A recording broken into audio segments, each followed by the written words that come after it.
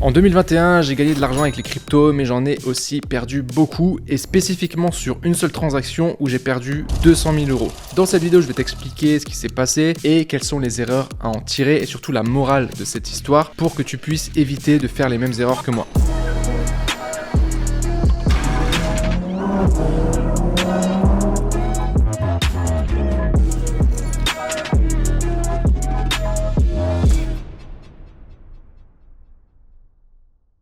Salut à tous, on se retrouve pour une nouvelle vidéo dans laquelle cette fois-ci on va parler de quelque chose de totalement différent du e-commerce, mais je pense que c'est important parce que l'histoire que je vais vous raconter ici, elle m'a apporté énormément de choses et il y a quand même une morale à cette histoire, donc restez bien jusqu'à la fin de la vidéo parce que ce que je vais vous donner là, vraiment ça peut faire la différence pour vous. Comme d'habitude, je vous invite à liker tout de suite la vidéo et également à vous abonner pour ne pas manquer les prochaines vidéos si ce n'est pas encore fait. Donc tout a commencé en juillet 2021, c'était le début de la période de la hype sur les cryptos et sur les NFT.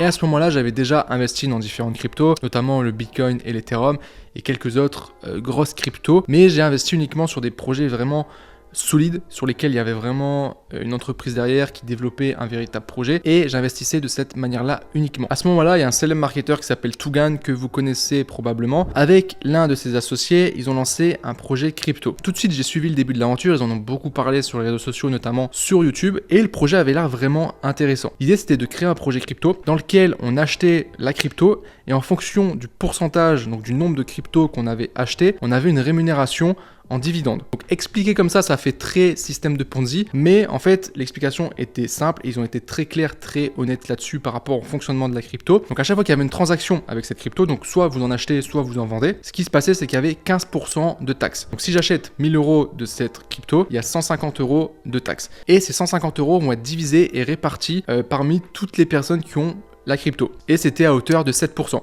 Sachant que les 8% restants, donc des 15% du départ, ils étaient répartis entre les fondateurs, la pool de liquidité, etc. Bref, ce qu'il faut retenir, c'est qu'il y avait 7% partagés entre toutes les personnes qui détenaient la crypto. Donc en fait, il suffisait d'acheter de la crypto. Chaque jour, on était payé parce qu'il y avait forcément des transactions, des gens qui achetaient, des gens qui vendaient, et il y avait un pourcentage qui était reversé directement. Donc je me dis, gros potentiel par rapport au projet, grosse communauté également, parce que les deux associés, ils avaient chacun leur communauté, ils l'ont ramené et ça a ramené énormément de monde. Sauf qu'à ce moment précis, je ne réalise pas que c'est un shitcoin. Donc un shitcoin, c'est quoi? C'est tout simplement une crypto sur laquelle derrière, il n'y a pas de véritable projet avec des fondamentaux. Donc c'était pas nouveau, il y en a plein qui sont sortis. Le meilleur exemple pour ça, le plus connu, c'est le Dogecoin. Donc c'est une crypto qui sert à rien. Donc vous pouvez gagner de l'argent sur la spéculation. S'il y a plus de gens qui veulent la crypto, forcément le prix va augmenter. Mais si plus de gens vendent cette crypto, le prix va chuter. Donc c'est juste une question d'acheter à un moment où c'est plutôt bas. Il y a une hype qui se crée, le prix augmente et à ce moment-là vous vendez et là vous gagnez de l'argent. C'est de la pure spéculation et derrière il n'y a pas vraiment de projet solide ou d'utilité réelle dans le monde dans lequel on est. Et en fait cette crypto, donc qui s'appelait le Checkcoin, pour ceux qui ont suivi, j'en avais parlé un petit peu sur Instagram d'ailleurs à cette époque-là, j'avais hypé beaucoup de monde autour de moi et d'ailleurs il y a des gens qui ont gagné de l'argent avec ça. Et en général le but des gens qui créent un shitcoin, c'est de ramasser de l'argent. Donc ils vont créer une crypto, ils vont créer une hype, ils vont faire un marketing autour de cette crypto, ils vont utiliser des stratégies marketing comme l'urgence, comme le FOMO, la peur de manquer une opportunité. C'est clairement ce qui s'est passé ici. Avant de lancer la crypto, ils ont fait vraiment un marketing où ils se sont dit il faut être là au départ, il va falloir acheter tout de suite avant que le prix explose. C'est ceux qui vont acheter dans les premiers qui vont gagner le plus. Et forcément, c'était le cas. En général, ça se passe comme ça. Et donc, on était tous là prêts à acheter. Et c'est pour ça qu'au lancement, on s'est tous précipités pour acheter. Donc, il y a eu ce sentiment d'urgence qui a été créé. D'ailleurs, par la suite, il y a eu aussi toute la vague de projets NFT qui étaient basés sur le même système. Gros marketing, grosse audience, grosse communauté, gros marketing d'influence également pour faire venir un maximum de personnes au moment où les NFT vont sortir. En plus, il y a une rareté en fait au nombre de NFT. Plein de gens achètent et dans 90% des cas il n'y avait rien derrière, c'était juste on crée un groupe et puis vous aurez accès à des éléments, mais au final la plupart des projets aujourd'hui n'existent même plus et c'était juste histoire de ramasser un maximum d'argent. Donc là c'était un peu le même principe sauf qu'il y avait quand même un fonctionnement derrière la crypto, donc il n'y avait pas d'utilité réelle, mais il y avait un fonctionnement où les gens qui achetaient en fait avec le système dont je vous ai expliqué pouvaient gagner de l'argent. Donc c'est là que je me suis dit c'est intéressant. Donc j'ai été présent au lancement et j'ai acheté la crypto, j'ai pu acheter dans les premiers, j'ai été assez rapide, donc j'étais plutôt satisfait et j'ai mis tout simplement 1000 euros dans cette crypto. Et la suite, ça a été fou. C'est-à-dire qu'en quelques heures seulement, la crypto a explosé. C'est-à-dire qu'en l'espace de quelques heures, mes 1000 euros se sont transformés en 10 000 euros, 20 000 euros, 30 000 euros et ça faisait qu'augmenter. Il y a une hype qui a été créée, vraiment la communauté était à fond. Tout le monde en parlait, il y a eu des gros influenceurs qui ont parlé également du projet. Bref, il y avait tout un plan d'action en fait pour faire péter le projet. Sur 1-2 semaines, il y avait déjà un plan défini, donc par les les créateurs du projet, j'ai mis tous mes projets de côté. Je passais mon temps à regarder la courbe. J'en parlais à mes potes, j'ai ramené d'ailleurs mes potes dans le projet qui ont acheté, alors un peu plus tard que moi. Il y a même des moments où j'ai racheté dans le projet. Et en fait, ce qui s'est passé, c'est qu'il y a tellement eu un volume énorme de transactions que l'histoire des 15% de taxes, bah forcément, toutes les personnes qui avaient acheté dans les premiers, ils avaient beaucoup de crypto. Moi, c'était mon cas. Pourtant, j'ai mis que 1000 euros. Mais comme j'étais dans les premiers, en fait, et qu'au lancement, en fait, la crypto valait pas grand-chose, j'ai pu en avoir beaucoup. Ce qui fait qu'en fait, j'avais des rémunérations qui étaient assez folles. Je prenais 1000, 2000, 3000 euros par jour, juste avec le système dont je vous ai expliqué tout à l'heure, les 7%, qui étaient répartis. Et du coup, je me disais, bah trop bien, je vais pas vendre, même si ça montait à 20 000, 30 000 euros, je vais pas vendre parce que je gagne de l'argent tous les jours. Ça a l'air de continuer à monter. Et j'avais l'impression que ça allait jamais s'arrêter. Et donc, pendant 6 jours, je regardais tout le temps le graphique, je me réveillais même la nuit pour regarder le graphique. J'étais en contact continu avec mes potes, on regardait, on se disait, ouais, regarde là, la courbe, ah, il y a une montée encore, ah, une petite descente, il y avait un petit coup de stress, puis ça remontait derrière. Bref, c'était la folie. Et honnêtement, c'était marrant. Ça m'a mis une pause un peu dans le business parce que pendant ce temps-là, en fait, je travaillais pas. C'était en pleine période d'été, en plus, j'étais là chez moi, tranquille. Et là, au bout du 6e jour, ça continue de monter et j'arrive à une valeur totale de 200 000 euros. C'est-à-dire qu'à ce moment-là, si je vendais, je prenais 200 000 euros. Donc c'était assez fou, sachant que j'ai mis 1000 euros. Et vous vous doutez bien que si j'ai perdu 200 000 euros, c'est que j'ai pas vendu. J'ai pas vendu et vous allez vous dire, mais t'es trop bête, attends, t'as mis 1000 euros. Il y a plein de gens qui auraient vendu même à 10 000 euros. Déjà, ils auraient vendu un x10 en quelques heures. C'est un truc de ouf. Donc un x200 en 6 jours, mais tout le monde aurait vendu. Pourquoi t'as pas vendu? Qu'est-ce qui s'est passé, etc. Et en fait, là, c'est purement psychologique. Et ça, je l'ai compris après, évidemment, sur le moment, je me rendais pas compte. Parce qu'à ce moment-là, moi, je voyais la courbe qui allait continuer de monter. Je me suis dit, bah, ça va faire 300 000, 500 000, 1 million, voire plus. Parce qu'on n'était qu'au début du projet. Et encore une fois, j'avais pas en tête que c'était un projet, un shitcoin. Je pensais vraiment que le projet allait continuer à évoluer, qu'il y aurait du marketing entretenu, etc. Sauf que c'était pas le cas. Et en fait, ce genre de projet, ça peut s'effondrer du jour au lendemain. Il n'y a aucune garantie là-dessus.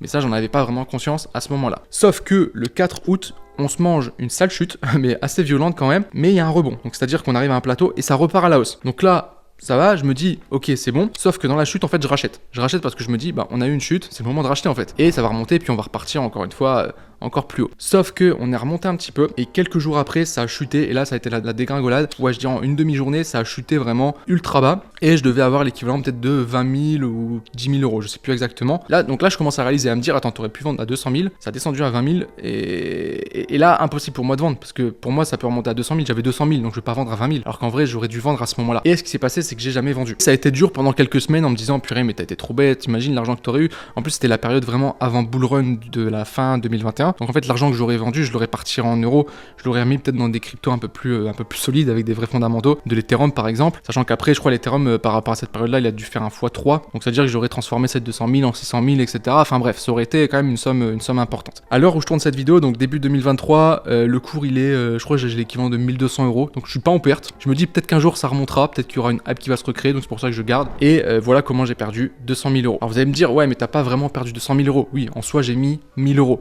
Mais je suis passé à côté de l'opportunité de faire rentrer 200 000 euros. Donc maintenant, tu vas me dire, ouais, c'est cool, mais pourquoi tu nous parles de ça?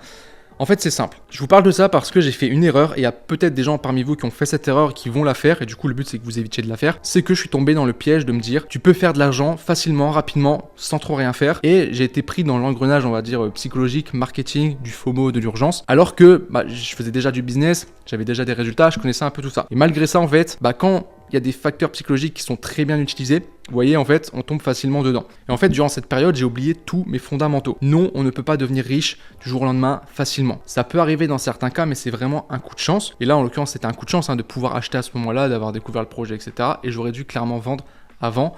Et en général, ce genre de choses, ça dure pas très longtemps. Et le problème, c'est qu'aujourd'hui, on a plein de gens qui vous vendent un peu du rêve comme ça, qui vous font croire que vous allez devenir riche rapidement en investissant dans certaines choses. Ça peut être de la crypto, ça peut être de la bourse, ça peut être suivre des robots de trading, ce genre de choses. Mais en fait, n'oubliez jamais que si vous voulez avoir une liberté et réellement gagner de l'argent, il faut créer un business solide avec des fondamentaux. Et aujourd'hui, le seul moyen de gagner de l'argent, en fait, c'est que quelqu'un d'autre vous donne son argent. Et pour faire ça, il faut que vous vendiez soit un service ou un produit, donc apporter de la valeur à des gens et ils vous apporteront de l'argent. C'est le moyen le plus fiable et le plus stable pour gagner de l'argent. Et il y a trop de monde qui font ces erreurs-là, je le vois tous les jours, qui sautent d'opportunité en opportunité, ils entendent parler d'un truc, d'une nouvelle crypto qui va péter, ils mettent toutes leurs économies dedans, puis après ils se font plumer.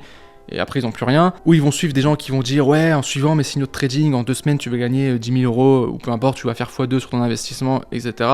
En général, ce genre de choses, ça pue, ok?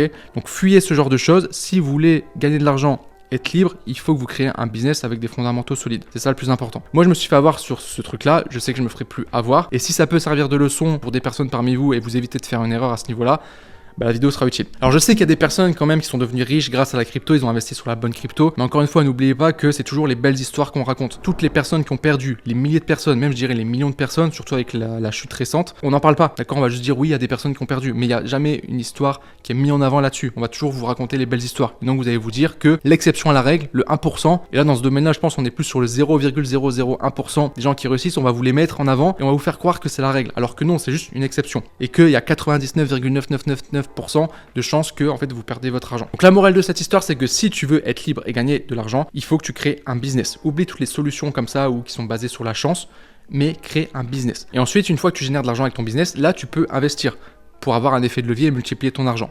Mais le faire de manière aussi intelligente et aussi se former sur le sujet. Donc ça m'arrive encore une fois d'investir dans des cryptos, des tout petits projets, on ne sait pas trop ce que ça va devenir. Je mets un faible pourcentage de mon capital.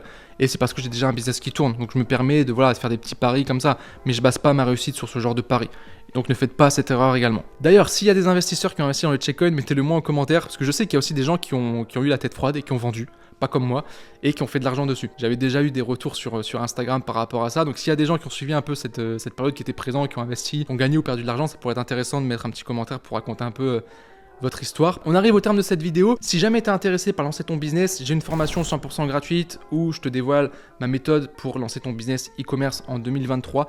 Tu as le lien en description, tu peux cliquer, c'est entièrement gratuit. Si tu veux voir un peu la stratégie que j'utilise, tu pourras voir ça gratuitement et tu auras déjà accès à pas mal de valeurs. Donc c'est le premier lien en description. Sur ce, je te remercie d'avoir regardé la vidéo jusqu'au bout. N'hésite pas à me mettre un commentaire pour me donner ton avis. Et puis sur ce, je te souhaite une très bonne journée et je te dis à très bientôt. Ciao!